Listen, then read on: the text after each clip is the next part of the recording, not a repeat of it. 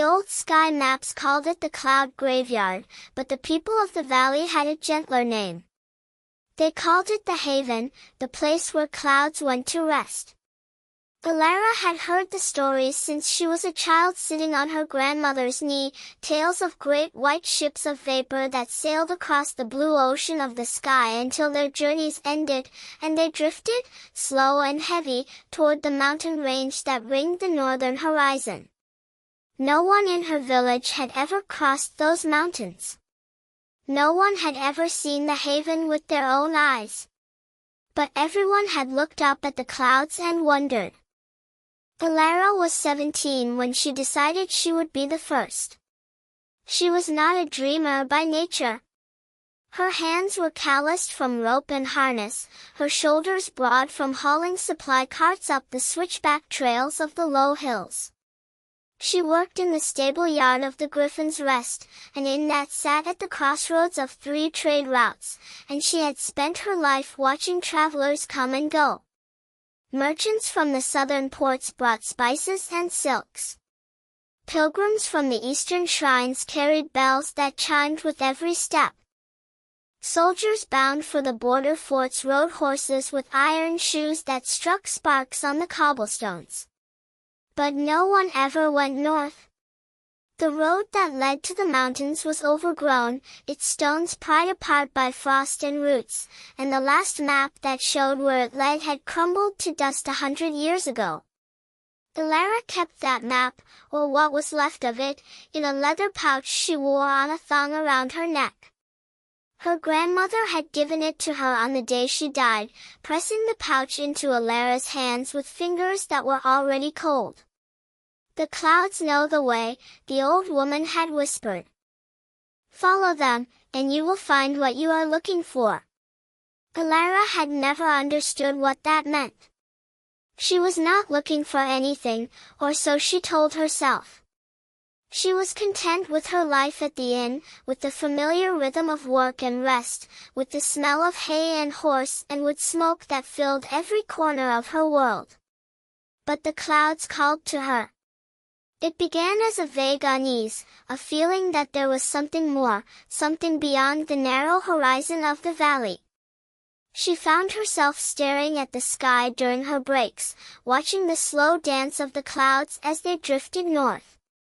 They moved with a purpose that seemed almost intentional, as if they were following some ancient migration route that only they could see. The other clouds, the ones that hung over the valley or drifted south toward the sea, were different. They scattered and reformed, broke apart and dissolved, like children playing in a meadow. But the northern clouds were solemn. They moved in formation, dense and white, their edges soft but their shapes deliberate. They were going somewhere, and they were in no hurry to arrive. Alara began to prepare in secret. She saved her wages, hoarding coins in a clay jar buried beneath the floorboards of her room. She studied the old maps in the inn's library, a collection of moldering volumes that no one had touched in decades. She learned the names of the peaks that marked the northern range, Thornspire, Greyfong, the shoulder of the sky. She learned the passes, the rivers, the landmarks that might guide a traveler through the wilderness. And she learned about the clouds. There was a science to them, or at least a system. The old texts described 3 kinds of clouds that made the journey north. The first were the wanderers, the small white clouds that drifted alone, their shapes constantly shifting. These were the young clouds, the text said, still exploring the world, not yet ready to make the final journey. The second were the carriers, the great gray clouds that moved in groups, heavy with rain that they released over the parched lands of the interior. These were the clouds in their prime, fulfilling their purpose before they grew old. And the third were the sleepers, the clouds that moved north. They were white at first, then gold at sunset, then silver under the moon. They grew denser as they traveled, their edges sharpening, their shapes becoming fixed. They were no longer changing. They were becoming what they would be forever. Elara read about the sleepers until her eyes burned. She traced their routes on the crumbling maps, noting how they followed the same paths year after year, generation after generation. The text spoke of a great convergence, a place where all the sleepers gathered before making the final crossing of the mountains. Some called it the Cloud Gate. Others called it the Threshold. The maps did not agree on its exact location, but they all placed it somewhere in the northern wilderness, beyond the last outposts of civilization. She calculated the distance, the supplies she would need, the season that would give her the best chance of survival. She was methodical, patient, and determined in a way that surprised even herself. The longing that had been formless and vague was taking shape, becoming a plan, becoming a journey. Elara left on the first morning of spring, when the snows had melted from the lower passes and the days were growing long. She took a pack horse laden with supplies, a bow for hunting, a knife for cutting wood, and a brass compass that had belonged to her grandfather. She wore a thick wool cloak and boots lined with fur, and she carried the leather pouch with the map fragment around her neck. The innkeeper, a burly man named Oren who had known her since she was an orphan taken in by the village, did not try to stop her. He simply nodded, shook her hand, and told her that her job would be waiting if she came back. Then he turned away quickly, and Elara pretended not to see him wipe his eyes. The first week was easy. The road, though overgrown, was still passable, and the country was familiar. She passed through villages where the people stared at her with curiosity and wariness, travelers being rare in that part of the world. She slept under the stars, wrapped in her cloak, and woke each morning to the sight of the clouds still moving north, patient and inexorable. She began to notice details she had missed before. The clouds cast shadows on the ground, but the shadows moved faster than the clouds themselves, as if they were racing ahead to prepare the way. The wind that carried the clouds had a particular smell, clean and cold, like snow on distant peaks. And the silence that followed the clouds was deeper than ordinary silence, as if the world itself was holding its breath.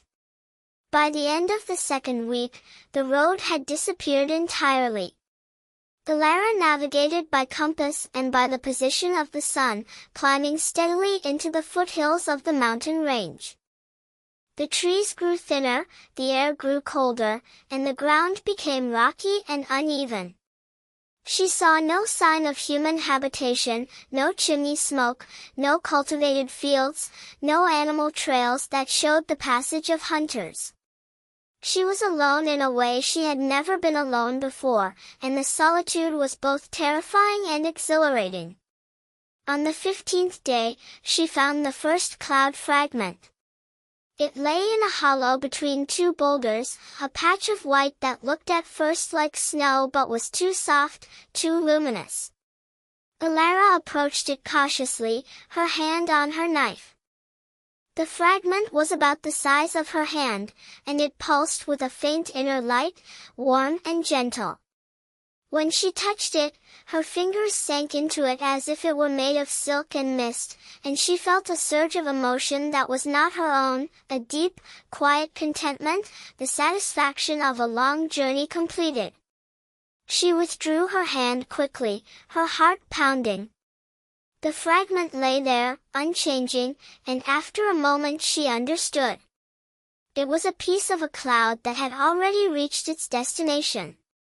It had fallen away from the main body and drifted down to the ground, a stray wisp of the great procession that had passed this way. She wrapped the fragment in a cloth and put it in her pack. It glowed through the fabric, a soft beacon in the darkness of the canvas. The mountains rose around her, and she climbed. The passes were treacherous, the paths narrow and slick with ice.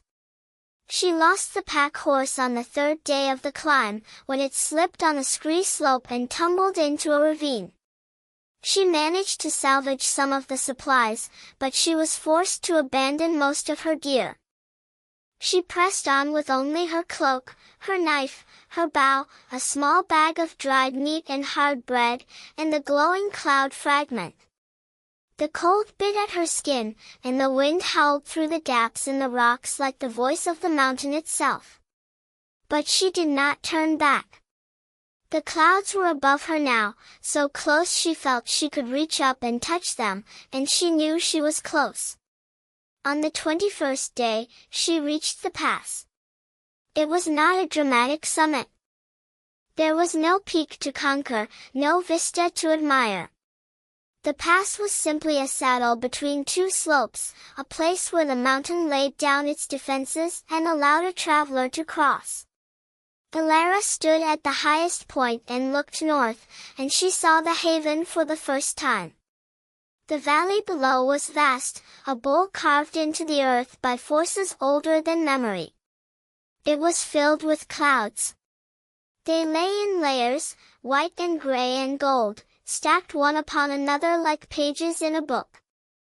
They moved slowly, with a dignity that was almost ceremonial, drifting in patterns that seemed choreographed by some invisible hand. Some of the clouds were ships, some were mountains, some were great beasts that breathed lightning. But they were all, every one of them, at peace. Elara descended into the valley, and the clouds closed around her. The descent took another 3 days, for the terrain was treacherous and the light was strange. The clouds filtered the sunlight, casting everything in a soft, diffuse glow that had no source and no shadow. The air was thick and moist, and every breath tasted of rain and distance. She saw shapes moving in the mist, but they were never quite there when she turned to look. She heard sounds, whispers and hums and the distant chime of bells, but they faded before she could identify them. She felt watched, but not in a threatening way. The valley was aware of her, and it was curious. On the 4th day in the valley, she met the first of the cloud shepherds. He emerged from the mist like a figure stepping through a curtain, an old man with skin the color of weathered stone and eyes that held the gray of a storm sky. He wore robes of woven cloud stuff, white and billowing, and he carried a staff that seemed to be made of solidified lightning, pale and crackling with inner fire. He looked at Elara with an expression that was neither surprise nor welcome, but simple recognition, as if he had been expecting her. "You are early," he said. His voice was like the rumble of distant thunder, deep and resonant. "The living do not usually come here until they are ready to die." Elara shook her head. "I am not here to die. I came to see. To understand." The old man studied her for a long moment. "Then you have come further than most. But understanding is not given. It is earned. You must walk the valley and see what there is to see. You must touch the clouds and let them touch you.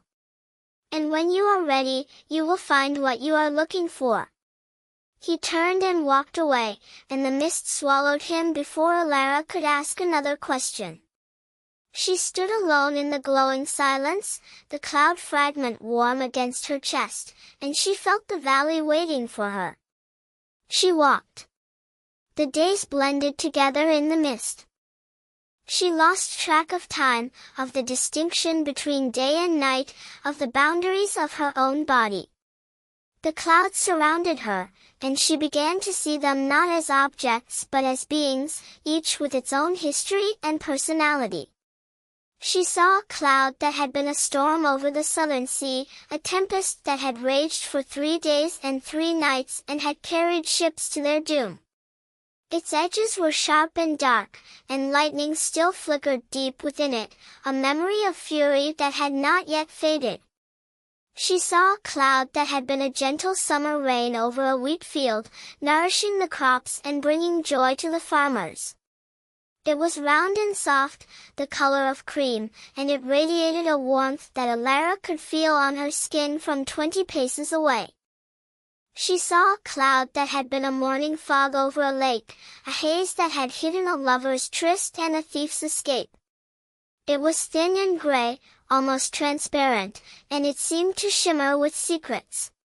Each cloud was a story, and the valley was a library of stories, and Alara walked among them with wonder and humility. She learned to read the shapes. A cloud that was round and soft had been a happy cloud, one that had brought gentle weather and good fortune. A cloud that was sharp and angular had been a fierce cloud, one that had brought lightning and hail and the wrath of the sky. A cloud that was thin and stretched had been a wanderer, one that had traveled further than most and had seen strange lands beyond the known world. And a cloud that was dense and dark had been a mourner, one that had wept over a great tragedy and had carried its grief across the sky until it reached this place of rest. Alara wept as she walked. Not for herself, but for the clouds, for the beauty and sorrow and joy of their existence. She wept for the storm that had raged in vain, for the rain that had fallen on barren ground, for the fog that had hidden things that should have been seen. She wept for all the clouds that had come here to die, and for all the clouds that were still out there, drifting toward their own final rest. The cloud shepherds appeared to her at intervals, silent figures who watched her from a distance and then vanished. She saw 3 of them in total, the old man who had spoken to her first, a woman with hair like sunlight and eyes like the deep sky, and a child whose features were never quite clear, whose laughter echoed through the mist like the sound of distant thunder. They did not speak to her again, but their presence was a comfort, a reminder that she was not alone. On what she later calculated to be the 7th day in the valley, she reached the center. It was a clearing in the mist, a circle of open ground where the clouds did not go. In the center of the clearing stood a tree, but it was not a tree of wood and leaves. It was a tree of cloud, its trunk made of dense white vapor, its branches spreading into the sky like the arms of a great being. The branches were covered with fruits, each one a small, glowing cloud that pulsed with a soft, golden light. And beneath the tree sat a figure, a woman so old she seemed to be made of the same substance as the clouds themselves, her skin translucent, her eyes closed, her breath slow and rhythmic. Alara approached the tree, and the woman opened her eyes. "You have come far," the woman said. Her voice was ancient, older than the mountains, older than the sky. "But the journey is not over. You must choose." "Choose what?" Alara asked. "The cloud that will carry your story. Every being who comes to this place leaves something behind. A memory. A dream. A piece of themselves that they no longer need. That gift becomes a cloud, and the cloud joins the others in the valley, and it will rest here until the end of time. You must choose what you will leave." Alara thought about her life. She thought about the stable yard and the smell of hay. She thought about Oren and his rough kindness. She thought about her grandmother and the map pouch and the whispered words that had guided her here. She thought about the loneliness she had felt, the sense that she did not belong anywhere, the longing for something she could not name. And she realized that she had carried that longing across the mountains, that it was the thing that had driven her, and that it was the thing she was ready to release. She reached into her chest and pulled out the longing. It was not a physical act. It was a gesture of the soul, a decision that rippled through her being like a stone dropped into still water. She held the longing in her hands, a small, dark thing that pulsed with a sad, familiar light, and she offered it to the tree. The branches reached down and took it from her, and it became a small, white cloud that rose into the air and joined the others. Elara felt lighter, freer, as if a weight she had carried all her life had finally been lifted. The woman smiled. "You have given your cloud," she said. "Now you may rest, or you may return. The choice is yours." Elara looked around the valley, at the clouds that stretched in every direction, at the peace that filled the air like music. She could stay here, she knew. She could become one of the cloud shepherds, a guardian of this place, and spend eternity in the gentle embrace of the mist. But she was not ready. She was only 17, and there was so much she had not seen, so much she had not done. The longing was gone, but in its place was something new, a quiet certainty, a knowledge that she belonged in the world of the living, at least for a while longer. "I will return," she said. "But not yet." The woman nodded, as if she had expected the answer. "Then go. The clouds will show you the way." Elara turned and walked out of the clearing, and the clouds parted before her, opening a path that led back the way she had come. She did not look back, for she knew that what she had left behind would always be there, waiting for her return. The climb out of the valley was easier than the descent had been. The mist seemed to support her steps, the rocks to steady themselves beneath her feet. She crossed the pass on the second day and began the long descent through the mountains, and she felt the valley's presence recede behind her like a dream fading at dawn. The journey back took half the time, as if the world was eager to speed her on her way. The trees that had seemed threatening now seemed welcoming. The paths that had been treacherous now felt familiar. She slept soundly at night, wrapped in her cloak, and dreamed of clouds.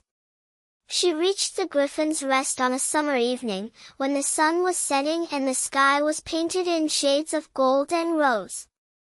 The inn looked smaller than she remembered, and shabbier, but it was home. Oren saw her coming from the stable yard, and he dropped the bucket he was carrying, water splashing across the cobblestones. He ran to meet her with tears streaming down his face, and he hugged her so tightly she thought her ribs would break. "The clouds," Elara said, pointing at the sky. "Look." Oren looked up. The clouds that drifted over the valley that evening were different from the ones that had hung there before. They were softer, gentler, their edges touched with gold. They moved with a grace that seemed almost deliberate, and they cast a warm light on the land below. It was as if the sky itself had learned to smile. Elara stayed at the Griffin's Rest, but she was not the same person who had left. She worked in the stable yard, she helped travelers with their horses, she listened to their stories and told a few of her own. And every evening, she went outside and looked at the clouds, and she knew that somewhere beyond the mountains, a piece of her was resting, serene and eternal, in the place where clouds go to rest. She never told anyone the full story of her journey. Some things, she learned, were not meant to be spoken. They were meant to be carried, like clouds, across the sky of the heart, until they reached their destination and found their peace. And that was enough. Years passed. Elara grew older, her hair turning gray, her hands growing gnarled from a lifetime of work. She became the innkeeper after Oren died, and she welcomed travelers from every corner of the known world. She kept the Griffin's Rest as he would have wanted, the hearth always burning, the stable always ready, the door always open. She learned to read people the way she had learned to read clouds, by their shapes and their movements, by the light they carried within them. Some travelers came for shelter, others for company, and a rare few came because they had heard whispers of a woman who knew the secrets of the sky. To those, she would smile and point north and say nothing more. They either understood or they did not, and either way, the clouds would guide them if they were meant to go. She never married, though there were those who courted her. A merchant from the southern ports offered her a life of comfort and trade. A soldier who had retired from the border wars offered her protection and stability. A wandering poet offered her verses and adventure. She turned them all away with kindness, for her heart belonged to the valley beyond the mountains, to the piece of herself she had left there, and she could not give what was no longer hers. She was complete in a way that few people ever achieved, and her completeness was a quiet, self-contained thing that did not need another to be whole. She never left the valley again, though there were those who invited her. She was content, and her contentment was the kind that came from having given away her deepest longing, from having left a piece of herself in the place where clouds go to rest. The days passed in a gentle rhythm, each one like the last, and she found a profound beauty in that repetition. The same sun rising over the same hills. The same wind stirring the same leaves. The same clouds drifting north, always north, reminding her of where she would one day go. On the night she died, at the age of 87, she lay in her bed and looked out the window at the sky. The clouds were moving north, as they always had, as they always would. She smiled, closed her eyes, and felt herself rising. She rose through the ceiling, through the roof, through the warm summer air, and she saw the mountains below her, and the valley beyond, and the haven that waited for her with open arms. She became a cloud, white and luminous, and she joined the great procession that drifted north across the blue ocean of the sky. She moved with the others, patient and inexorable, her shape becoming fixed, her edges sharpening, her journey nearing its end. She felt no fear, no sadness, only a deepening peace that grew with every mile. When she reached the valley, the cloud shepherds were waiting for her. The old man, the woman with sunlight hair, and the child whose features were never quite clear. They welcomed her as a sister, as one who had given her cloud and had earned her rest. They took her hands and led her through the mist, past the sleeping shapes of 1,000,000 clouds, past the memories of storms and sunsets and gentle rains, to the center of the valley where the tree of clouds stood waiting. Its branches reached for her, and she felt no fear. She ascended into its embrace, her being softening, expanding, becoming something vast and gentle. She settled among the branches, a new fruit on the great tree, a new story in the library of the sky, and she knew that she was home. And below, in the valley of her birth, the people looked up at a cloud they had never seen before. It was soft and white, with edges touched with gold, and it moved with a grace that seemed almost deliberate, different from the other clouds that crossed the sky. It lingered over the valley for a long moment, as if saying goodbye, and then it continued its journey north, joining the great procession that had never ceased and would never cease. It cast a warm light on the land below, and for a moment, the world was at peace. Somewhere in a village at the foot of the mountains, a child asked her grandmother what the cloud was, and the grandmother smiled. She was old, her hands gnarled with arthritis, her eyes cloudy with age, but she remembered a story her own grandmother had told her, a story about a woman who had crossed the mountains and found the place where clouds go to rest. "That is a cloud that has found its rest," she said. "It has traveled a long way, and it is home now." The child looked up at the cloud, and she felt a stirring in her heart, a longing she could not name. She was too young to understand it, too young to give it words, but she knew, somehow, that one day she would follow it, that she would cross the mountains and find the valley and give her own cloud to the tree. But that was a story for another time, for another telling, for another life. For now, the clouds drifted on, patient and eternal, and the valley where they went to rest waited in silence, holding the dreams of the sky in its gentle embrace.